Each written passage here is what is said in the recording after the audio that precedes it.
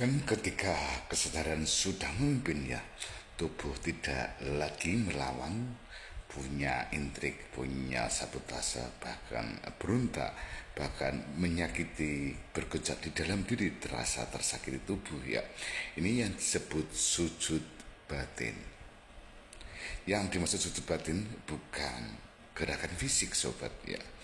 Ini otomatis selaras sekali dengan apa yang dimaksud sujud batin. Ini tubuh tunduk, tidak mengintervensi, tidak punya kehendak liar, otomatis mengikuti arus kesadaran, tidak melawan dan tidak mencuri perhatian. Inilah yang dimaksud sujud batin, yang benar-benar duduk dan tunduk batin, bukan hanya sebatas ritual. Kalau sudah kesadaran memimpin, inilah wujud ya teraktual, wujud terbesar dari keseimbangan. Tidak ada konflik batin, otomatis tidak ada tarik menarik, tidak ada tensi tubuh ya yang bergejolak, tidak ada spotlight. Terutama ini biasanya gejolak pikiran yang sering bergejolak, ingin bercahaya ya, dominan pusatnya di pikiran, biasanya pemikir ini yang sering terjadi. Spotlight-nya ya hidup terus ya, otomatis tubuh akan tenang, damai, dan gak ada keributan di dalam. Udah tunduk dengan pemimpinnya dan tidak ada dua arah saling tarik sono tarik sini. Akhirnya ada kebingungan yang nggak ada kejelasan pasti alur kehidupan, dan hanya kesadaran yang memimpin. Tubuh hanya mengikuti. Ini mengarah ke kedewasaan.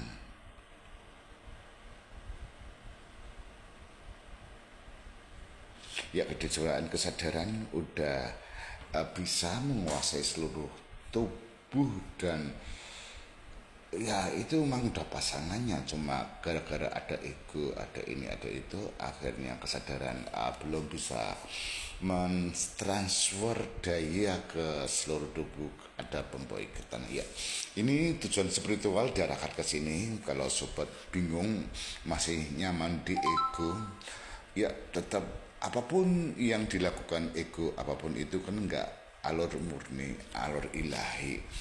Ya sekarang ini mau oke aja, umur 20, 30, 35 masih oke, tapi umur 35 ke atas pasti kita diarahkan kan arahnya menuju pulang ya, ingin pulang dan kembali. Dan di situ jika nggak dialirkan, nggak disalurkan, nggak dibersihkan dari sekarang, ending ntar tua-tuanya makin menyakitkan, karena memori udah melekat di DNA, bahkan ke sel, ke tulang. Itu pelepasnya agak berat ya.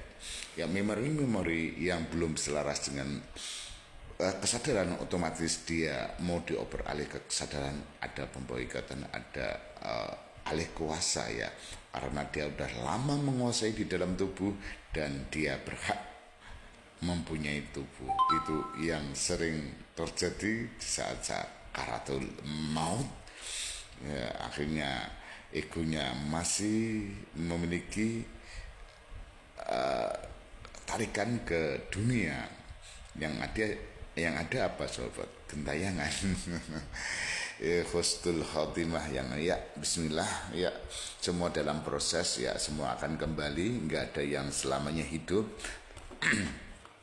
Tapi untuk anak muda yang umur 25-35 ya dunia milik kita. Tapi kalau udah diarahkan kembali pulang, kita akan kembali ke kemurnian, ke kesadaran, dan mengalirkan daya ilahi dan mengaplikasikan tubuh ini untuk mengaplikasikan, karena kesadaran itu mengalirkan daya ilahi ke tubuh. Ya gitu aja sobat.